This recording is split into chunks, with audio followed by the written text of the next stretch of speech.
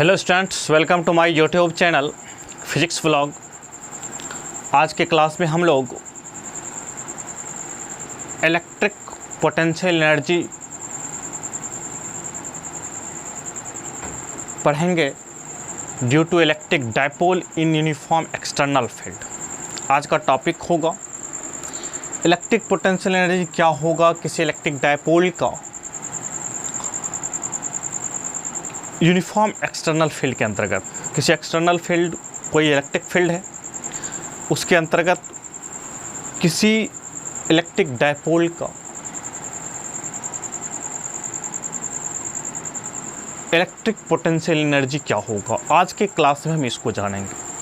इससे पहले हम लोग इलेक्ट्रिक पोटेंशियल एनर्जी क्या होता है उसके बारे में हम जान चुके हैं, और इलेक्ट्रिक पोटेंशियल एनर्जी का वैल्यू किसी एक्सटर्नल फील्ड के अंदर क्या होता है ये भी हम जान चुके हैं। तो आज के वीडियो लेक्चर में हम लोग जो स्टार्ट करेंगे, आज जो हम लोग सीखेंगे वो आज हम लोग पहुंचने की कोशिश करेंगे U = P.E माइनस में। ये है एक्सप्रेशन, इसको हम लिख सकते हैं U = -PE cos थीटा। ठीक है, ये एक्सप्रेशन है electric potential energy, electric potential energy of electric dipole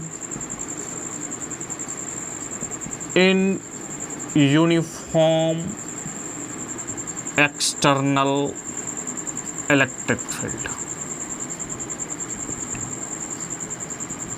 आज हम लोग इस डेरिवेशन तक पहुंचने की कोशिश करेंगे आज के वीडियो लेक्चर में। आज हम इसको लाने की कोशिश करेंगे। तो आज का हेडिंग है electric potential energy, electric potential energy of electric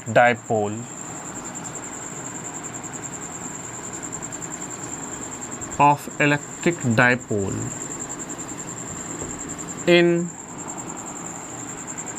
uniform external electric field. ये आज का टॉपिक। इससे पहले हम इलेक्ट्रिक पोटेंशियल एनर्जी समझ चुके हैं, और एक्सटर्नल फील्ड के अंतर्गत भी हम इलेक्ट्रिक पोटेंशियल एनर्जी की वैल्यू निकाल चुके हैं, जो कि पिछले वीडियो लेक्चर में से सारा मेंशन है। अगर आप लोग पिछला वीडियो लेक्चर आप अच्छे से देखे हैं तो आज का वीडियो लेक्चर आसानी से समझ में आएगा। तो चलते हैं आज के इस खूबसूरत से लेक्चर पे, जिसके अंतर्गत हम यहाँ तक पहुँचने की कोशिश करेंगे। आज हम लोगों का गोल है यहाँ तक पहुँचने का। तो चलिए आप लोग तैयार हो जाइए इसके लिए, और इस टॉपिक को इजी वे में देखते हैं कितना आसानी से हम समझ सकते हैं। इसको हम दो मेथड से बताएंगे। आपको जो मेथड सही लगे उसका यूज आप एग्ज़ाम में कर सकते हैं, लेकिन इसका वैल्यू आपको याद रखना पड़ेगा जो मैंने लिखा था अभी। चलिए, एक एक्सटर्नल फील्ड के अंतर्गत आपको पता है ये यूनिफॉर्म एक्सटर्नल फील्ड है, E है। यहाँ तक कोई दिक्कत? अब यहाँ पर देखिए, यहाँ से सपोज कि आपको पता है इलेक्ट्रिक डायपोल जो है, ये सपोज कीजिए एक इलेक्ट्रिक डायपोल है। इस पॉइंट पे -Q चार्ज है, इस पर Q चार्ज है। ये इसका मिडिल पॉइंट O है। यहाँ से आपको पता है कि डायपोल के बीच का डिस्टेंस हमने 2L लिया था, तो ये डिस्टेंस LL हो जाएगा। ठीक है, यहाँ तक आपको क्लियर है बात। अब आप देखिए, ये डायपोल जो है इलेक्ट्रिक फील्ड के साथ थीटा एंगल बना रहा है। यहाँ तक बात क्लियर? आपको पता है इलेक्ट्रिक डायपोल का डायरेक्शन क्या होता है, नेगेटिव चार्ज से पॉजिटिव चार्ज की तरफ। यहाँ तक आपको क्लियर है। डायपोल मोमेंट भी आपको पता है, Q इंटू जो लेंथ है। ये सब पिछले वीडियो लेक्चर से आप जान चुके हैं। अब कुछ और बात जो पिछले वीडियो लेक्चर में आप जाने थे, आपको पता है जब किसी इलेक्ट्रिक फील्ड के अंतर्गत हम किसी डायपोल को प्लेस्ड करते हैं तो इसके ऊपर जो नेट फोर्स होता है, नेट फोर्स वह क्या होता है, 0 होता है। बट इस डायपोल पर एक टॉर्क लगता है। आपको पता है टॉर्क पढ़े हैं, जिसकी वैल्यू आपने पढ़ा है P क्रॉस E।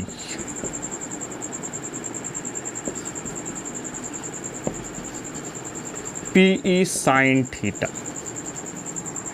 एक टॉर्क लगता है इस पे,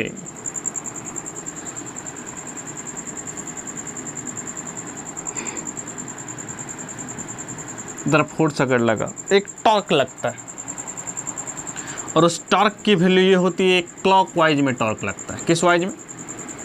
क्लॉकवाइज में। इसके बारे में भी पिछले वीडियो लेक्चर में मेंशन हुआ है। तो आपको पता है जब किसी इलेक्ट्रिक डायपोल को इलेक्ट्रिक फील्ड के अंतर्गत प्लेस्ड करते हैं तो उस पर नेट फोर्स तो क्या होता है, 0 होता है, लेकिन टॉर्क लगता है वहाँ पर। टॉर्क क्या करता है, इसको रोटेट करता है। एक टॉर्क क्या है, एक रोटेटिंग फोर्स जो किस पे लगता है, ठीक है, एक टॉर्क के वैल्यू जो किसको रोटेट करने की कोशिश करता है। लेकिन हमको इसका पोटेंशियल एनर्जी निकालना है कि इस यूनिफॉर्म एक्सटर्नल फील्ड के अंतर्गत इस डायपोल की क्या पोटेंशियल एनर्जी होगी। आपको पता है पोटेंशियल एनर्जी निकालने के लिए क्या करना पड़ेगा, ये टॉर्क जो इस पर लगता है या इलेक्ट्रोस्टैटिकल, ये इलेक्ट्रिक फील्ड की वजह से लगता है, क्योंकि ये इलेक्ट्रिक फील्ड की वजह से ये डायपोल जो है इसके अंदर प्लेस्ड है, तो ये टॉर्क इस पे लगता है। आपको पता है पोटेंशियल एनर्जी को डिफाइन करने के लिए हम against the conservative force work करते हैं। वह वर्क जो है सिस्टम में जा कर के कंजर्व हो जाता है एक एनर्जी के रूप में। उसी एनर्जी को हम पोटेंशियल एनर्जी कहते हैं। तो आपको पता है कि हम जब किसी डायपोल को किसी एक्सटर्नल इलेक्ट्रिक फील्ड के अंदर प्लेस्ड करते हैं तो उस इलेक्ट्रिक फील्ड की वजह से उस पर टॉर्क लगता है, ठीक है। तो ये टॉर्क तो एक इलेक्ट्रोस्टैटिकल फोर्स हो गया। तो हमें क्या करना है, इसे ये सपोज कीजिए कि ये 90 इसके साथ, ठीक है। एक मैंने एक रेफरेंस पॉइंट ले लिया, ये इसको कह सकते हैं डॉटेड लाइन से एक रेफरेंस पॉइंट ये 90 का। हमने इसे क्या किया, इसे theta angle D theta angle rotate कर दिया।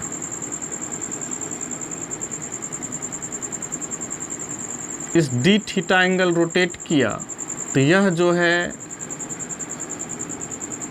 θ1, इसको ले लेते हैं थीटा। इलेक्ट्रिक फील्ड के साथ हमने डी थीटा रोटेट किया तो यह इलेक्ट्रिक फील्ड के साथ डी थीटा जब हम रोटेट किया तो इलेक्ट्रिक फील्ड के साथ थीटा एंगल बनाने लगा। हम इसके एंगल को चेंज कर देते हैं, इसको ले लेते हैं θ1 और जब डी थीटा रोटेट किया तो वो हो गया θ2। यहाँ पर थोड़ा सा फिगर अगर आप लोगों को थोड़ा साफ नहीं दिख रहा है तो हम उसके लिए बनाते हैं एक सिंपल फिगर। ये सपोज कीजिए इलेक्ट्रिक फील्ड है, ये सपोज कीजिए ये डायपोल है। यहाँ देखिए आराम से सिंपल फिगर, ये डायपोल है, minus Q1 plus Q, minus Q plus Q, ठीक है। हमने एक परपेंडिकुलर, यहाँ से हमने क्या किया, वर्क करना, पोटेंशियल एनर्जी निकालना है तो वर्क करना पड़ेगा। वर्क करना दैट मीन्स हमको इस डायपोल को डिस्प्लेस करना होगा। तो हम क्या करेंगे, डिस्प्लेस किधर करेंगे, अगेंस्ट द इलेक्ट्रोस्टैटिकल फोर्स करेंगे।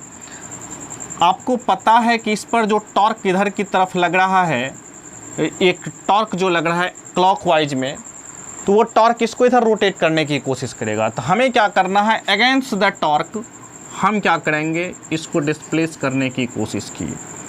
तो सपोज कीजिए कि हम इसको डी थीटा डिस्प्लेस्ड किए, तो यह जो है इलेक्ट्रिक फील्ड के साथ θ2 एंगल बना दिए।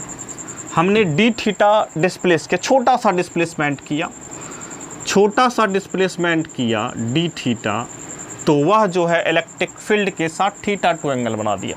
वही चीज़ मैंने वहाँ पर किया है। थोड़ा सा ज़्यादा फील्ड, थोड़ा सा दिक्कत हो गया। अब देखिए ये अगर θ1 है तो ये क्या हो जाएगा, ठीक है, सेम एंगल हो जाएगा। तो अब यहाँ पर देखिए हम आते हैं, इसको आप नोट डाउन कर लीजिए। ये रफ में आप ये फिगर को नोट डाउन कर लीजिए ताकि आपको समझने में आसानी होगा हमने कैसे कैसे किया है। हमने अगेंस्ट द टॉर्क डिस्प्लेस किया है, ठीक है। तो वर्क डन इसके लिए निकालेंगे, मिटा देते हैं इसको आप नोट डाउन कर लीजिए। आपको फिगर समझ में आ गया होगा कि क्या हम करना चाह रहे हैं। चलिए,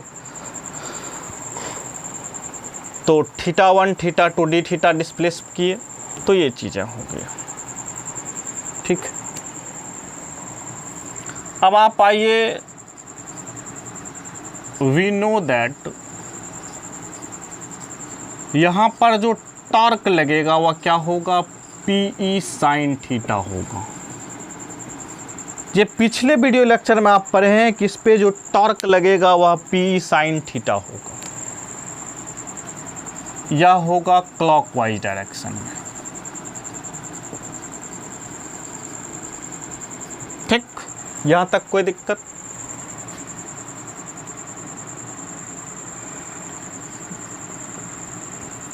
रोटेट इलेक्ट्रिक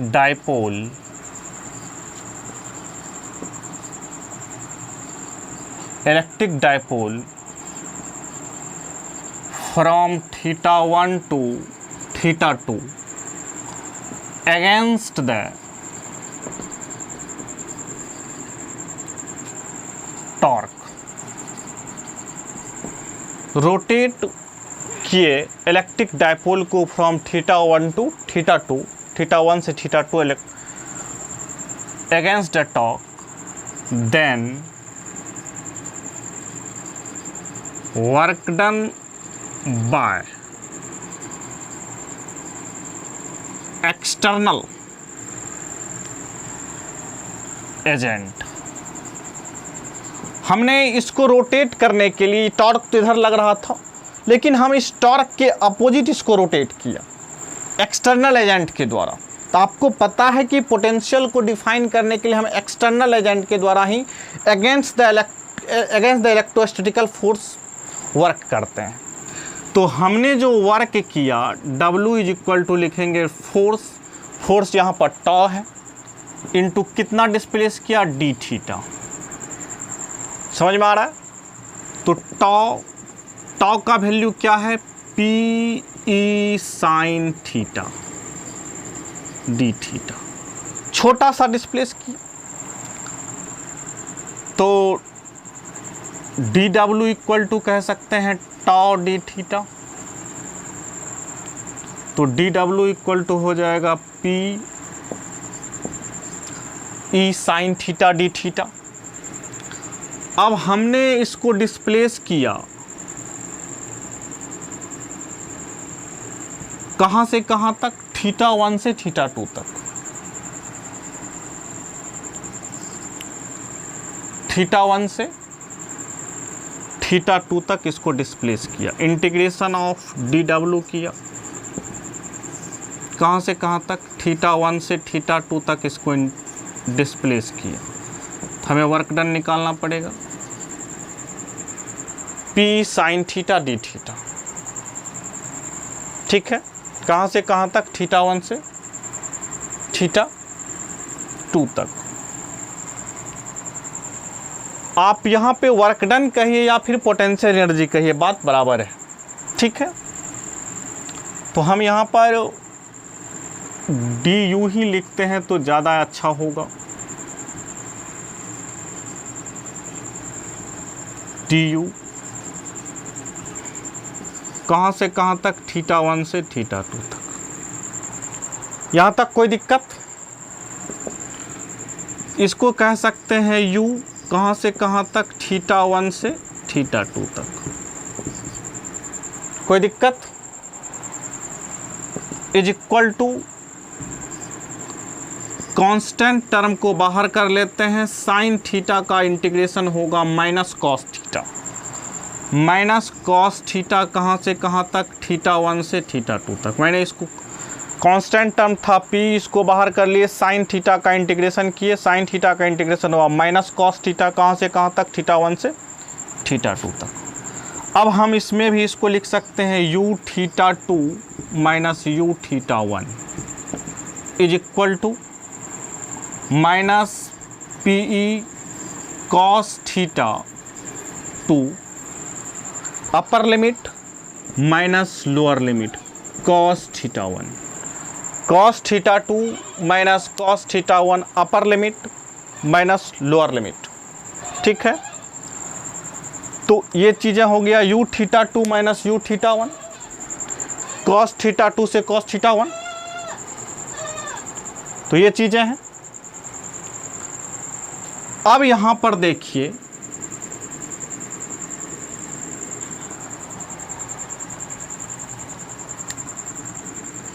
ठीक है, यहाँ से हम माइनस को बाहर कर लें तो हम लिख सकते हैं u θ2 माइनस u θ1। इस माइनस को अंदर कर देते हैं तो हम लिख सकते हैं PE cos θ1 माइनस cos θ2। यहाँ तक बात क्लियर है? अब आगे चलते हैं, देख लेते हैं विजन क्लियर आ रहा है या नहीं आ रहा है। स्पष्ट दिख रहा होगा आपको, आप लोगों को।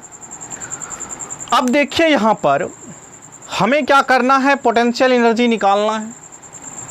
हम क्या करते हैं, यहाँ पर लेट कर लेते हैं θ1 is equal to 90 degree.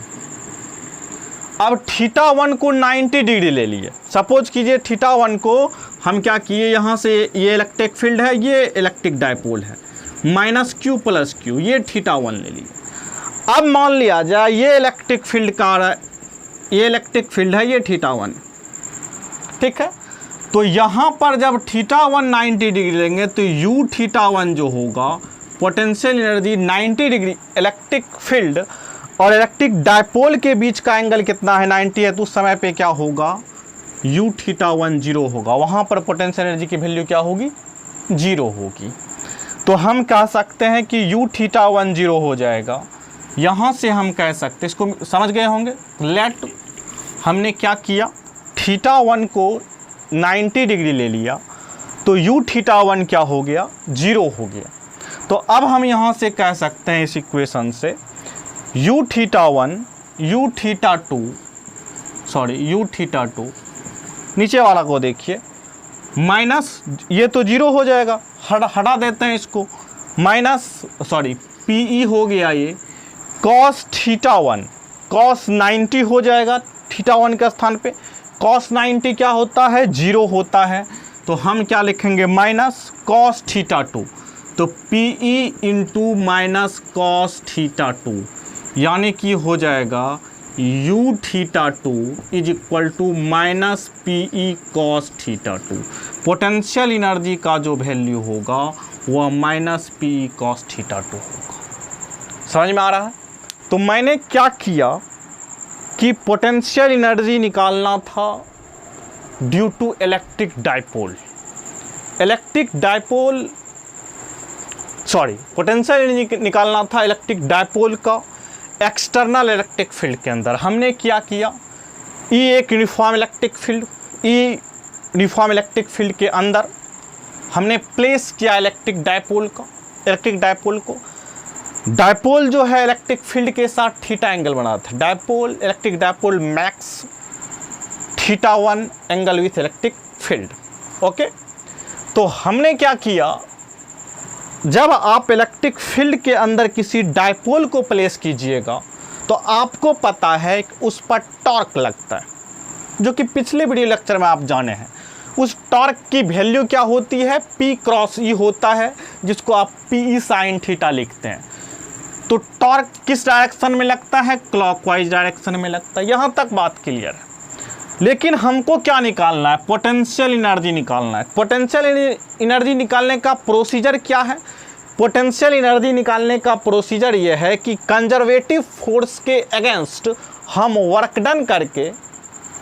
Done करेंगे किसी सिस्टम पे, और अगर उसकी कोई एनर्जी लॉस नहीं होती है, तो हमने छोटा सा डिस्प्लेसमेंट किया, अगर कोई एनर्जी लॉस नहीं होता है तो वो सारे एनर्जी उस सिस्टम के पोटेंशियल एनर्जी के फॉर्म में स्टोर हो जाता है। तो हमने वही किया कि ये जो θ1 एंगल माना, जो कि इसके साथ बना रहा है इलेक्ट्रिक फील्ड, उसे छोटा सा डिस्प्लेस किया अगेंस्ट द टॉर्क। टॉर्क आपको पता है क्लॉकवाइज डायरेक्शन में, हमने इस डायरेक्शन में एंटी क्लॉकवाइज डायरेक्शन में टॉर्क के अपोजिट डायरेक्शन में हमने एक्सटर्नल एजेंट मतलब टॉर्क लगाया। इसके अपोजिट, अगर ये क्लॉकवाइज में है तो हमने एंटी क्लॉकवाइज में टॉर्क लगाया, और हमने धीरे धीरे इसको डिस्प्लेस करने की कोशिश की, स्लोली। ठीक है, तो जिसके कारण हमने जो टॉर्क अब जब रोटेट किया तो डी थीटा रोटेट किया, छोटा सा रोटेट किया तो थोड़ा सा वर्क डन होगा, और वह थोड़ा सा वर्क डन पोटेंशियल एनर्जी के फॉर्म में स्टोर हो जाएगा du। कोई दिक्कत यहाँ से। अब हमने क्या किया, θ1 से θ2 रोटेट कर दिया, θ1 से θ2 रोटेट कर दिया। तो वहाँ से हम इंटीग्रेट का साइन थीटा का इंटीग्रेशन क्या होता है, माइनस कॉस थीटा होता है, कॉस थीटा का इंटीग्रेशन साइन थीटा होता है। ये आपको बेसिक क्लास में हमने बताया था। उसके बाद हमने एक बार अपर लिमिट रखा, एक बार लोअर लिमिट रखा। तो हमने क्या किया, rotate electric dipole from θ1 to θ2 against the torque, then work done by external agent. अब वो जो वर्क डन आया उसको हमने निकाल लिया, वही क्या हो गया, पोटेंशियल एनर्जी के फॉर्म में स्टोर हो गया। उसकी वैल्यू क्या है, तो u θ2 equal to P minus P cos θ2 आया। यानी कि हम लिख सकते हैं, इसको मिटा दें, यहाँ तक आपको समझ में आ गया होगा। तो अब यहाँ पर देखिए, यहाँ से आप कह सकते हैं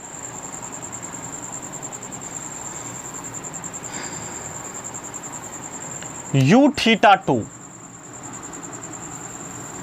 लेकिन एजम्पशन क्या है, θ1 को हमने 90 डिग्री लिया, यानी कि u थीटा पोटेंशियल एनर्जी जो होगा वह होगा माइनस PE। यहाँ पर थीटा है तो यहाँ पे क्या लिखेंगे, थीटा लिखेंगे। ठीक है, अब थीटा क्या है, theta is the angle between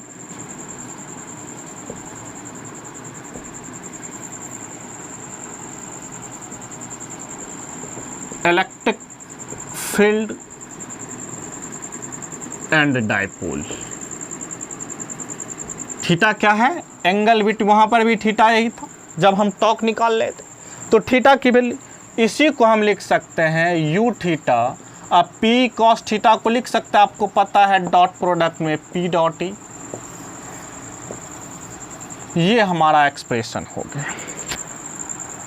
मैंने कहा था कि आज यहां तक पहुंचना है, जो कि हम लोग पहुंच गए। ठीक है, मिटा दें इसको। चलिए, अब हम कुछ इंपॉर्टेंट पॉइंट्स देख लेते हैं। सम इंपॉर्टेंट पॉइंट, इस एक्सप्रेशन से सम इंपॉर्टेंट पॉइंट देखते हैं। Some important point. अब पहला केस लेते हैं,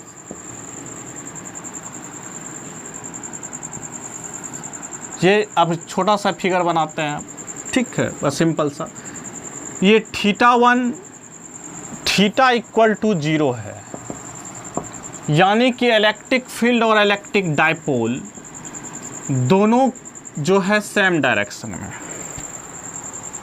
थीटा इक्वल टू 0 होगा तो क्या होगा, पोटेंशियल एनर्जी की वैल्यू क्या होगी, माइनस पीई कॉस 0,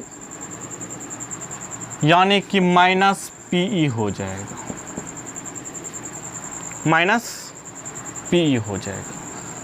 ये होगा मिनिमम पोटेंशियल एनर्जी। क्या होगा, मिनिमम पोटेंशियल एनर्जी। क्या होगा, मिनिमम पोटेंशियल एनर्जी होगा माइनस पी। इस परिस्थिति में टॉर्क क्या होगा, टॉर्क 0 होगा। कैसे होगा टॉर्क 0, आपको पता है टॉर्क की वैल्यू पी साइन थीटा होता है। पी साइन 0 0 होता है, तो नेट टॉर्क यहाँ पर क्या होगा, 0 होगा। नेट फोर्स भी क्या होगा, 0 होगा। नेट टॉर्क भी 0, नेट फोर्स भी 0, और ये पोटेंशियल एनर्जी की वैल्यू क्या होगी, मिनिमम होगी। और ये कौन सा इक्विलिब्रियम होगा, स्टेबल इक्विलिब्रियम होगा। तो बॉडी स्टेबल, टॉर्क सिस्टम जो है स्टेबल इक्विलिब्रियम में किस पोजीशन में होता है, जब उसकी पोटेंशियल एनर्जी क्या हो, मिनिमम हो। तो स्टेबल इक्विलिब्रियम में होने के लिए क्या होना चाहिए, पोटेंशियल एनर्जी मिनिमम होना चाहिए।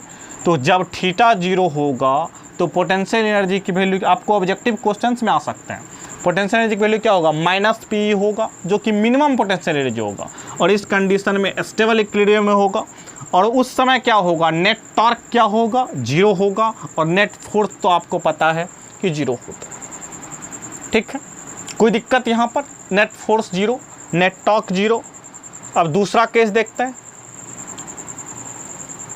अब दूसरा केस देखिए, थीटा अगर 180 डिग्री हो, वही बात है, यू थीटा फिर से 0 होगा, sorry U theta minus PE cos 180 degree, cos 180 degree,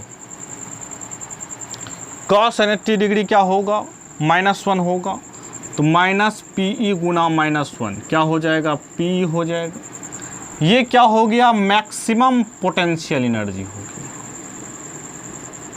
यानी कि पोटेंशियल एनर्जी की वैल्यू क्या होगी, माइनस पी से प्लस पी तक होगा। ये मैक्सिमम पोटेंशियल एनर्जी होगा। नेट टॉर्क क्या होगा इस परिस्थिति में भी, साइन 180 क्या होता है, 0 होता है। नेट फोर्स क्या होगा, 0 होगा। थीटा 180 होने का मतलब डायपोल का डायरेक्शन ये प्लस क्यू हो जाएगा, ये माइनस क्यू हो जाएगा। आपको पता है कि डायपोल का डायरेक्शन तब ये हो जाएगा, इलेक्ट्रिक फील्ड का डायरेक्शन ये। तो नेट फोर्स 0, नेट टॉर्क 0, यानी कि इस परिस्थिति में क्या हो जाएगा, यह हो जाएगा अनस्टेबल इक्विलिब्रियम। अनस्टेबल इक्विलिब्रियम का मतलब हुआ जब इसको थोड़ा सा आप रोटेट कीजिएगा, सपोज कीजिए यहाँ से ऐसे किए, थोड़ा सा हल्का फोर्स लगाए, तो ये क्या करेगा, स्टेबल पोजीशन में जाने की कोशिश करेगा। लेकिन जब आप इस पर फोर्स लगाइएगा थोड़ा सा, तो वो फिर से अपने पोजीशन पे चला जाएगा। तो कोई भी बॉडी हमेशा स्टेबल इक्विलिब्रियम में रहना पसंद करती है, तो ये होगा अनस्टेबल इक्विलिब्रियम, ठीक है। ये नोट डाउन कर सकते हैं आप लोग।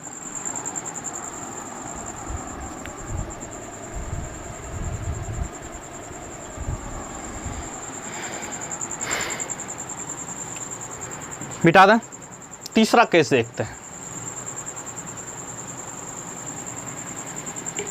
तीसरा केस तो आपने एजम्पशन ही लिया कि जब थीटा 90 डिग्री हो तो क्या होगा, पोटेंशियल एनर्जी 0 होगा। और वहाँ पर टॉर्क की वैल्यू क्या होगी, देख लेते हैं उसको भी। चलिए, जब तीसरा केस है वहाँ हम लोगों का कि थीटा 90 डिग्री हो, जो कि केस एग्जाम्पल लेकर के हम सॉल्व ही किए, माइनस क्यू प्लस क्यू, यही तो केस लिए ना। थीटा 90 डिग्री हो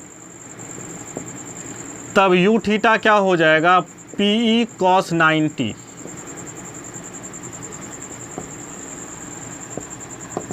पी कॉस 90 क्या हो जाएगा, कॉस 90 जीरो होता है तो ये जीरो हो जाएगा, तो कॉस 90 जीरो तो ये जीरो हो गया। टॉ यहाँ पर नेट क्या होगा, साइन 90 कितना होता है, 1 होता है, तो उस समय टॉ की वैल्यू क्या होता है, पी होता है, मैक्सिमम टॉर्क, ठीक है। और पोटेंशियल एनर्जी क्या होता है, जीरो होता है।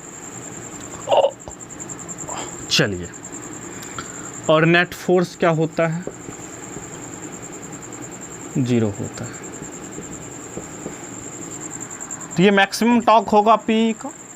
अब मिनिमम टॉर्क क्या होगा, माइनस पी होगा, थीटा जब 270 डिग्री हो, तो वहाँ पर भी क्या होगा, पोटेंशियल एनर्जी क्या होगा, मिनिमम होगा, तो मिनिमम नहीं सॉरी जीरो होगा पोटेंशियल एनर्जी। तो ये चीज़ें हो गई, तो ये सारा चीज़ आप लोग समझ गए। टॉर्क पोटेंशियल एनर्जी मिनिमम कब, जब थीटा जीरो हो, कितना, माइनस पी।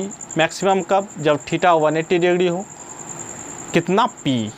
कोई दिक्कत यहाँ तक, सारा कंडीशन आप डिस्कस कर लिए।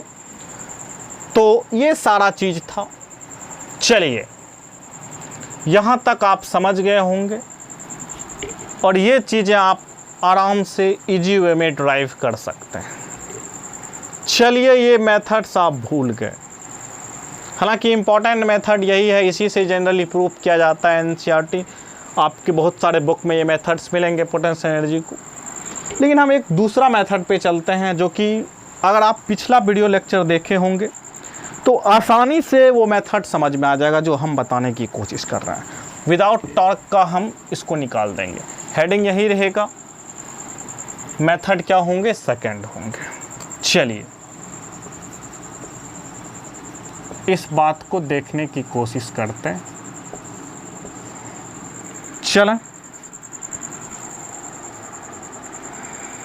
चलिए,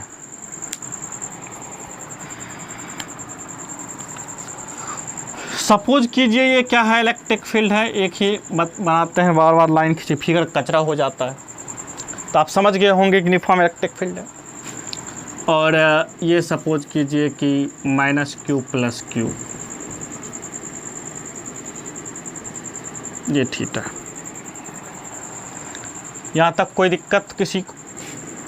अब यहाँ पर देखिए, ये डिस्टेंस भी आपको पता है कि क्या है, 12 है।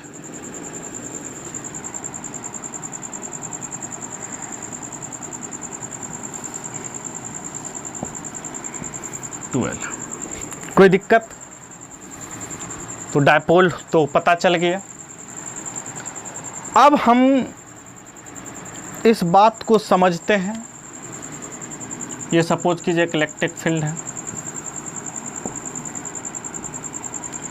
अब थोड़ा सा सोचिए, हम पोटेंशियल एनर्जी निकालने के लिए हम क्या करते हैं, आपने जो पोटेंशियल एनर्जी जब निकाला, तो सपोज कीजिए कि इस चार्ज को इस इलेक्ट्रिक फील्ड के अंदर असेंबल करने में क्या वर्क डन करना पड़ा होगा। आपको क्या करना है, इन्फिनिटी से चार्ज को ला करके इस सिस्टम को इलेक्ट्रिक फील्ड के अंदर असेंबल करना, एक इलेक्ट्रिक डायपोल फॉर्म करना, ठीक है। तो सबसे पहले आप work done for bringing minus Q charge from infinity to, ये वर्क डन जो कर रहे हैं हम अगेंस्ट द इलेक्ट्रोस्टैटिकल फोर्स कर रहे हैं, पता है ना। हम इन्फिनिटी से इलेक्ट्रिक फील्ड के अगेंस्ट हम क्या कर रहे हैं, वर्क कर रहे हैं। इन्फिनिटी टू इस पॉइंट को हम ले लेते हैं, ये तो रेफरेंस पॉइंट यही ले लेते हैं, इन्फिनिटी टू पॉइंट हम कह सकते हैं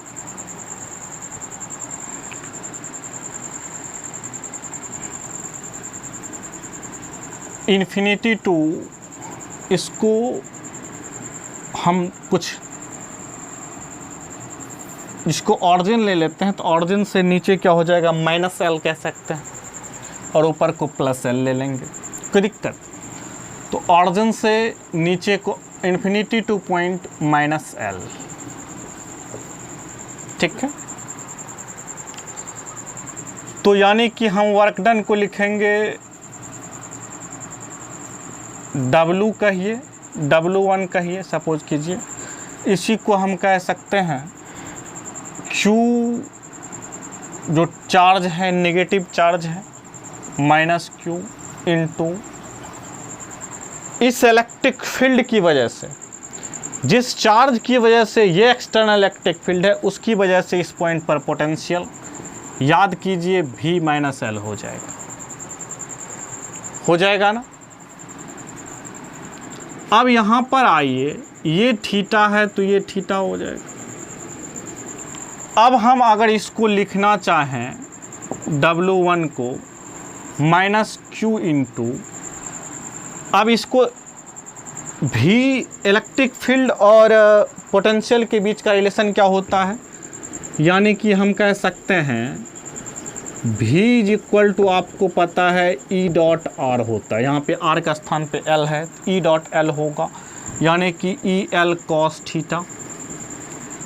यहाँ पर देखिए ये थीटा है, ये तो ये -L है, तो ये क्या हो जाएगा, यहाँ से ये एंगल आप लगाइएगा तो ये हो जाएगा, इसका एक कंपोनेंट ले लीजिए -L cos थीटा, हो जाएगा ना,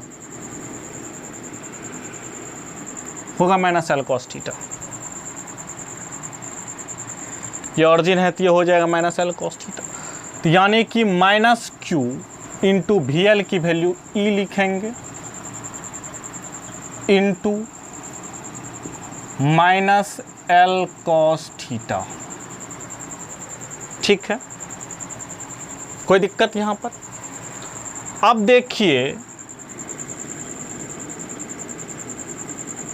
यहाँ पे इलेक्ट्रिक फील्ड का डायरेक्शन ये, ठीक है, और इस अगर वेक्टर की बात कीजिएगा तो ये जो है इसके साथ ये -Q + Q, ये इलेक्ट्रिक फील्ड के साथ, इसके साथ तो थीटा एंगल है, लेकिन इलेक्ट्रिक फील्ड और इसका डायरेक्शन अपोजिट आ रहा है। तो हमें क्या करना होगा, इसका डायरेक्शन तो चेंज है -Q से +Q, लेकिन हम इधर की तरफ आ रहे हैं, +Q से -Q की तरफ आ रहे हैं। तो यानी कि हम इसके डायरेक्शन को चेंज करेंगे तो इसको लिख सकते हैं -E, हम साफ साफ लिख देते हैं -E into -L cos theta. cos 180 degree minus theta ना लिखने के बदले हमने माइनस लगा दिया, ठीक है। तो यहाँ से हम कह सकते हैं -QEL cos थीटा। ज़्यादा माइनस दिख रहा है तो सबको क्या कर दीजिए, ब्रैकेट में कर दीजिए, कोई दिक्कत। W1 हमारा निकल गया। अगेन अब देखिए W2 को जब करेंगे तो यहाँ से ये एंगल क्या हो जाएगा, थीटा, तो ये हमारा क्या हो जाएगा, L cos थीटा। ये अब इस बार पहले ये था, डायरेक्शन चेंज था, अब ये देखिए सेम डायरेक्शन में आ गया, आगे कि नहीं आ गया। तो वर्क डन फिर से निकालेंगे, work done for bringing +Q charge infinity to electric field, infinity to कह सकते हैं पॉइंट माइनस एल। वो माइनस एल क्या है, कहाँ पे है? माइनस एल है अंडर इलेक्ट्रिक फील्ड। आप समझ रहे हैं कि इसको हम इलेक्ट्रिक फील्ड ई के अंतर्गत ला रहे हैं। वो पॉइंट जो माइनस एल का पॉइंट जो है वह ओ से माइनस एल है, तो यानी कि हम कहाँ पे ला रहे हैं उसको? इलेक्ट्रिक फील्ड के अंतर्गत ला रहे हैं, under electric field.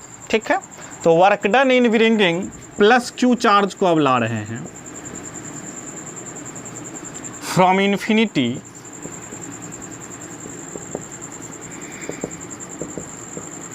Infinity two point कह सकते हैं प्लस एल पॉइंट। कहाँ से? From origin under electric field. ये भी तो इलेक्ट्रिक फील्ड के अंतर्गत ही ला रहे हैं, क्योंकि हमको जो पोटेंशियल एनर्जी की वैल्यू निकालनी है। अब जब इसको इलेक्ट्रिक फील्ड के अंतर्गत लाएंगे तो फिर से W2 करने में जो वर्क डन होगा, यानी कि Q जो जिस चार्ज को ला रहे हैं इस बार प्लस Q को ला रहे हैं, इंटू V प्लस L इस बार। कोई दिक्कत? अब Q इंटू फिर से क्या हो जाएगा? EL cos थीटा ही होगा, प्लस Q है तो EL cos थीटा। यहाँ तक कोई दिक्कत? Q into EL cos theta.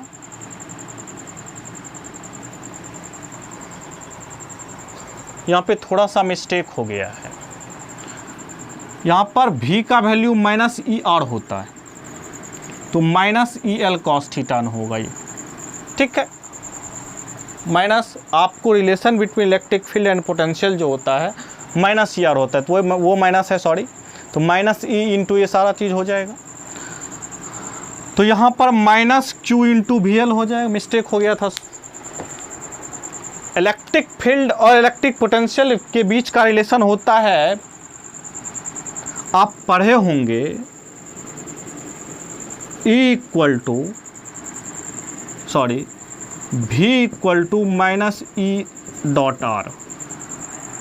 ठीक है, आपने ये पढ़ा है ना, dV equal to minus E dot DR, या फिर कह सकते हैं E DR। तो माइनस हम भूल गए थे, सॉरी। यहाँ पर देखिए minus L cos theta, minus L cos theta, इसका डायरेक्शन तो हम दे ही दिए माइनस L cos थीटा, तो यहाँ पे E माइनस में भूल गए थे। ठीक है, तो ये माइनस E डॉट R हो जाएगा। तो यहाँ पर भी ये क्या होगा, माइनस आगे लग जाएगा, तो minus Q into EL cos theta हो जाएगा। तो यानी कि हो गया माइनस QEL cos थीटा। लेकिन अब देखिए यहाँ पर एक और टर्म होगा, जब हम प्लस Q चार्ज को असेंबल करेंगे, लाएंगे, तो उस समय देखिए क्या होगा कि माइनस Q चार्ज का इलेक्ट्रिक फील्ड उस समय होगा, यानी कि इस दोनों के बीच में पोटेंशियल होगा। यानी कि जब प्लस Q चार्ज को लाएंगे तो ये चार्ज भी इस पर इफेक्ट करेगा, तो इस दोनों के बीच में आपस में पोटेंशियल क्या होगा, पोटेंशियल एनर्जी क्या होगा, KQ1 Q2 अपॉन इस दोनों के बीच का डिस्टेंस आपको पता है 2L है, पता है ना, इस दोनों के बीच का डिस्टेंस तो आपको पता है कि 2L है। इसी का दो कंपोनेंट, इधर माइनस L cos थीटा तोड़े और एक प्लस L cos थीटा। आपको यहाँ से कोई दिक्कत तो नहीं है, 0 से माइनस L लिए और 0 से प्लस L लिए, दोनों को जोड़िएगा तो प्लस L ही होगा, प्लस 2L ही होगा। हमने ऑरिजिन से नीचे लिया माइनस L, ऑरिजिन से ऊपर प्लस L। ठीक है, तो टोटल डिस्टेंस 2L ही हुआ। तो यानी कि Q के इस जगह पर इस चार्ज की वजह से potential K into minus Q plus Q, तो माइनस Q1 Q2 दोनों सेम है तो सेम ही लिखिए, लेकिन Q1 पे माइनस है। आपको पता है कि पोटेंशियल एनर्जी निकालने के लिए इसको क्या लिखते हैं, साइन के साथ लिखते हैं चार्ज को। तो यानी कि क्या हो जाएगा, माइनस KQ स्क्वायर, इसको थोड़ा ऊपर करके लिखते हैं, तो हो जाएगा K into minus Q into Q by 2L। आप लोगों को दिक्कत हो रहा है, पिछला वीडियो लेक्चर देखिए तो आपको आसानी से समझ में आए। एक सीक्वेंस से जब वीडियो लेक्चर देखते जाइएगा तो आपको हर चीज़ें समझ में आएंगी, क्या कि पिछले वीडियो लेक्चर में पोटेंशियल एनर्जी के बारे में पूरे चीज़ें डिस्कस किए हैं, हर चीज़ आपको बताया गया है। तो पिछला वीडियो लेक्चर देखिए, आपको आसानी से ये सारी चीज़ें समझ में आएंगी। Minus Q square upon 12। अब थोड़ा सा यहाँ से हमको इस बात को समझना होगा, minus Q E L cos theta minus Q square by 12। अब इस दोनों चार्ज को ला करके हमने असेंबल भी कर दिया। अब यही जो वर्क डन किया यही पोटेंशियल एनर्जी के फॉर्म में स्टोर हो जाएगा। तो नेट वर्क डन क्या होगा, तो नेट वर्क डन निकालने के लिए दोनों को जोड़ दें, W1 प्लस W2। अब दोनों को जोड़ दीजिए, यानी कि minus Q E L cos theta, ये हो जाएगा minus Q E L cos theta minus के क्यू स्क्वायर अपॉन 12। यहाँ तक आप लोग नोट डाउन कीजिए, तब तक हम मार्कर में इंक डाल देते हैं,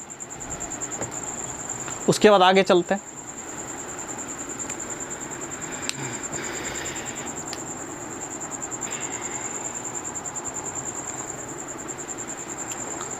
आप लोगों को बस पोटेंशियल एनर्जी निकालने के लिए आप क्या करते हैं, आपको बताया गया था पिछले वीडियो लेक्चर में ही कि एक्सटर्नल इलेक्ट्रिक फील्ड के अंदर हम चार्ज को लाएंगे तो उसमें कितना वर्क डन करना पड़ेगा और पोटेंशियल एनर्जी की वैल्यू क्या होगी। तो एक चार्ज को ला करके दिखाए थे, दो चार्ज को ला करके दिखाए थे। यहाँ पर कुछ नहीं है, हमने पिछले वीडियो लेक्चर में दो चार्ज को लाया था, वह दोनों चार्ज किया था प्लस चार्ज था। अब यहाँ पे दोनों, एक पॉजिटिव है एक निगेटिव है, पहले निगेटिव चार्ज को लाया और ये जो माइनस भी इंटू माइनस एल, ये मतलब पोजीशन है जहाँ पर हम लाए हैं। तो यानी कि अब ये वी एल, ये जो भी जो है पोटेंशियल है, इसको हम इलेक्ट्रिक फील्ड के टर्म में लिखें, क्योंकि हमें इलेक्ट्रिक फील्ड को इंट्रोड्यूस करना था, क्योंकि हमें जो वर्क डन चाहिए in the form of electric field चाहिए। तो हमने क्या किया, भी को, पोटेंशियल को इलेक्ट्रिक फील्ड के टर्म में रखा। तो आपको पता है कि पोटेंशियल और फील्ड के बीच का रिलेशन होता है माइनस ई डॉट एल होता है, ठीक है। भी equal to minus E dot L किया तो आपने माइनस लिखा ई डॉट एल, एल क्या है माइनस एल कॉस थीटा। तो सिंपल सा हम लोगों ने ये काम कर दिया, minus E into L cos theta, minus Q charge है, चार्ज तो पहले से माइनस क्यू है, तो minus E dot minus L cos theta. बात क्लियर है यहाँ तक।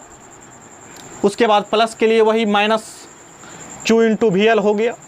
ये आपको पता है minus Q into V L क्यों किए, W2 equal to q into V L ही होगा, आएगा प्लस चार्ज को लाए, लेकिन इलेक्ट्रिक फील्ड। और एक लाइन और लिख देते हैं, आप लोगों को अगर अंडरस्टैंडिंग करने में दिक्कत हो रहा है तो एक छोटा सा लाइन लिख देते हैं, उसके बाद आप लोगों को ज़्यादा क्लियर समझ में आएगा।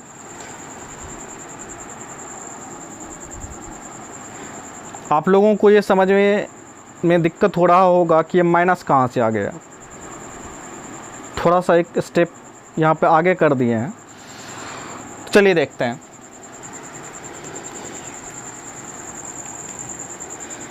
यहाँ पे देखिए, हम यहाँ पर ये जो स्टेप है इससे पहले का एक स्टेप है, W2 जो होगा फर्स्ट सेकेंड चार्ज जब प्लस क्यू को लाएंगे तो जिस चार्ज को लाए प्लस क्यू इंटू भी प्लस एल, ये इससे पहले स्टेप होगा, आप इसको पहले लिख सकते हैं, ये पहले स्टेप होगा। उसके बाद आप ये माइनस जो लाए तो आपको पता है V is equal to E dot L minus में लिखते हैं, ये तो relation between electric field and potential है। आपको पता है कि D V is equal to E dot D X करते हैं या फिर ई डॉट डी आर करते हैं, डी आर तो लेंथ ही है, तो वही तो लेंथ है ना, क्या माइनस में करते हैं तो माइनस लिख है। आपको तो भी पता है ना, डेल भी बाय डेल आर करते थे इज इक्वल टू क्या, ई आर आ जाता था माइनस या। तो ये नेगेटिव वो वाला है, जब हम इसको minus Q into V L लिखे तो ये थोड़ा सा स्टेप हम थोड़ा यहाँ पर माइनस नहीं लगा सकते, क्योंकि आगे वाले टर्म में माइनस लगाइएगा तो ज़्यादा ठीक। इसको ये स्टेप लिख लीजिए, उसके बाद हम इसको ऐसे लिख देते हैं, तब आप लोगों को ज़्यादा समझ में आएगा। Minus Q into E dot हम कह सकते हैं L, minus Q dot L L cos theta, बात सेम ही हुआ। यानी कि ये स्टेप को हटा देते हैं यहाँ से, यहाँ पर लिखते हैं माइनस क्यू इंटू भी L। ठीक है, तो अब देखिए ये अगला टर्म यहाँ से आया, V is equal to E into L cos theta. L cos theta ही तो डिस्टेंस है ना, ये L cos theta. L cos theta क्यों लिए, क्योंकि इसका एक कंपोनेंट इधर की तरफ लिया। आपको पता है जब थीटा एंगल पे हो तो उसका क्या लेते हैं, कॉस थीटा लेते हैं। तो एल कॉस थीटा, उससे पहले वाला में माइनस एल कॉस थीटा लिए, एक बार प्लस एल कॉस थीटा, एक बार माइनस एल कॉस। तो यहाँ से हमें इलेक्ट्रिक फील्ड की वैल्यू पता, सॉरी नेट वर्क डन पता चल गया। नेट वर्क डन लिख सकते हैं -2QE एल कॉस थीटा, दोनों को जोड़े -KQ square upon 2L, -2QE L cos theta -KQ square upon 2L। ये चीज़ आ गया है। अब हम लोग रिजल्ट के काफ़ी क्लोज हैं, मिटा दें इसको। चलिए अब जो है नेट वर्क डन ही तो पोटेंशियल एनर्जी के फॉर्म में स्टोर हो जाएगा जा करके। तो हम इसको लिख सकते हैं यहाँ से, आप देखिए U इज इक्वल टू लिख सकते हैं -2QE एल कॉस थीटा, वही टर्म लिख रहे हैं ऊपर, -KQ स्क्वायर अपॉन L। अब देखिए ये टर्म जो है, इस टर्म का वैल्यू 0 हो जाएगा। क्यों 0 हो जाएगा, बिकॉज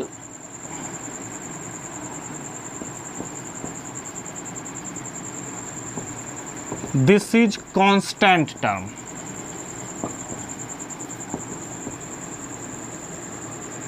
कांस्टेंट टर्म कैसे होगा, K भी कांस्टेंट, दोनों चार्ज भी कांस्टेंट, 2 भी कांस्टेंट, L जो कि दोनों के बीच का डिस्टेंस होगा वही कांस्टेंट। ये सारे टर्म कांस्टेंट हैं। दिस इज कांस्टेंट टर्म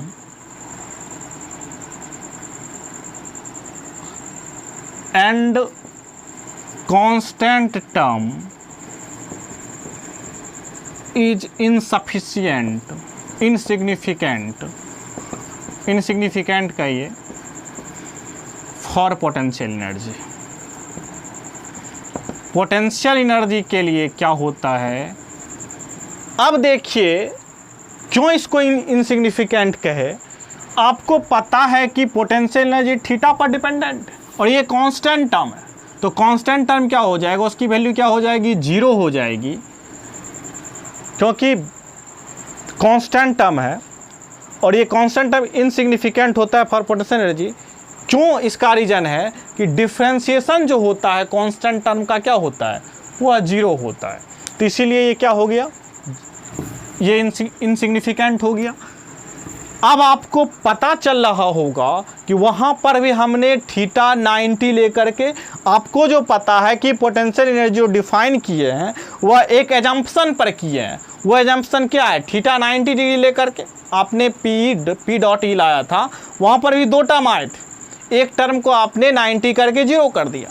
तो अब आपको पता है कि वहाँ पर भी ये कांस्टेंट टर्म आते। अब आपने क्लेरिफाई किया कि ये कांस्टेंट टर्म जिसकी वैल्यू क्या हो, इनसिग्निफिकेंट होता है, किसके लिए, पोटेंशियल एनर्जी के लिए। अब यहाँ से फाइनली कह सकते हैं -QE एल कॉस थीटा।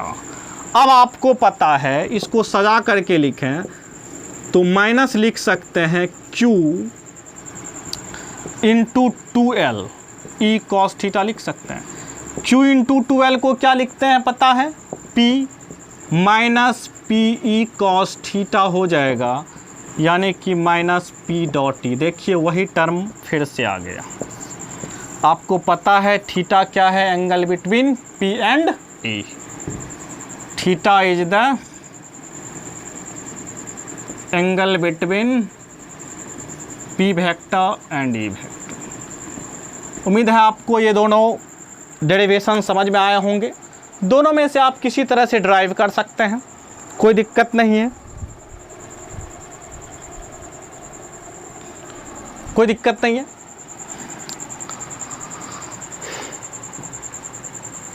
ठीक है, तो दोनों तरह से आप ड्राइव कर सकते हैं, ज़्यादा जो आपको समझ में आए उस तरह से आप कर सकते हैं, दोनों वैलिड है। और अगर आप पिछला वीडियो लेक्चर सीक्वेंस में आप वीडियो लेक्चर देखते जाइएगा, बुक को पढ़िएगा, तो आपको आसानी से समझ में आएंगी चीज़ें। अगर आपको कोई चीज़ें समझ में नहीं आ रही है तो उसको आप कमेंट कर सकते हैं, उसका हम रिप्लाई ज़रूर करेंगे। तो आज हम लोगों ने पोटेंशियल एनर्जी के सारा कॉन्सेप्ट को समझा, पोटेंशियल एनर्जी के अंतर्गत पोटेंशियल एनर्जी क्या होता है ये समझा। उसके बाद पोटेंशियल एनर्जी आपने सिस्टम ऑफ चार्जेज का निकाला, पोटेंशियल एनर्जी सिंगल चार्ज का निकाला इन एक्सटर्नल फील्ड के अंतर्गत। आपको पता है कि पोटेंशियल एनर्जी सिंगल चार्ज का डिफाइन नहीं है, लेकिन जब उसको एक्सटर्नल इलेक्ट्रिक फील्ड के अंदर प्लेस करते हैं तो उसकी पोटेंशियल एनर्जी होती है, जो कि मैंने वीडियो लेक्चर में बताया। और आज हमने डायपोल की वजह से पोटेंशियल एनर्जी पढ़ा। तो ये जो electrostatic potential and capacitance chapter के अंतर्गत हम लोगों ने पोटेंशियल के बारे में पढ़ा, relation between electric field and potential पढ़ा, उससे रिलेटेड क्वेश्चंस किया, इक्विपोटेंशियल सरफेस पढ़ा, पोटेंशियल जो होता है डिफरेंट जैसे स्फीयर की वजह से पढ़ा, तो electric potential due two point charge पढ़ा। ये सारे चीज़ हम लोगों ने पढ़ा। उसके बाद ये पोटेंशियल एनर्जी पढ़ा। एक लास्ट टॉपिक और बचा हुआ है, इसके बाद हम लोग कैपेसिटेंस की तरफ चलेंगे, नेक्स्ट पार्ट इस चैप्टर के। तो आप लोग पढ़ाई करते रहिए, बुक पढ़िए, जहाँ समझ में नहीं आ रहा है उसको समझने की कोशिश कीजिए। अगर आपको ज़्यादा दिक्कतें हो रही है तो आप कमेंट कर सकते हैं, और सवाल ट्राई करते रहिए, कोशिश करते रहिए सवाल बनाने का। बुक से सवाल ट्राई कीजिए। हम लोग कुछ सवाल के साथ आएंगे अगले वीडियो लेक्चर में, और हो सकता है कुछ अच्छे सवाल के साथ एक वीडियो लेक्चर ही बनाएंगे जिसमें सारा सवाल ही होगा, अच्छा सवाल होगा। तो बोर्ड में भी आपको बता दिया छोटे छोटे क्वेश्चंस कहाँ से आएंगे, इस चीज़ को आप लोग देख लीजिएगा। तो मिलते हैं नेक्स्ट वीडियो में नेक्स्ट टॉपिक के साथ, तब तक के लिए बेस्ट ऑफ लक।